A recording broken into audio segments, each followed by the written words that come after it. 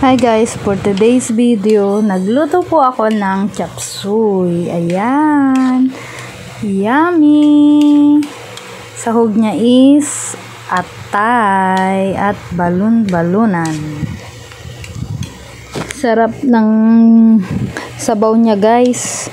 Kasi inadobo ko yung atay at saka balon-balunan. Talagang pinakuluan kong maigi para yung sabaw na andun na yung lasa bago ko inilagay yung gulay. Ayan, walang mabiling broccoli at saka white cauliflower, kaya yan lang yung mga gulay: repolyo, bagu beans, carrot, sayote, bell pepper.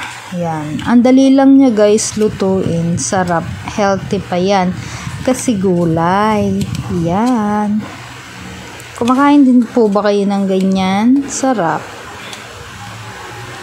halu-haluin, masarap yan.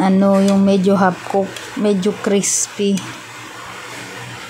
Nilagyan ko yan ng slurry para malapot. Ayan na guys, malapit nang maluto, makakakain na tayo. Thank you for watching. Bye, God bless.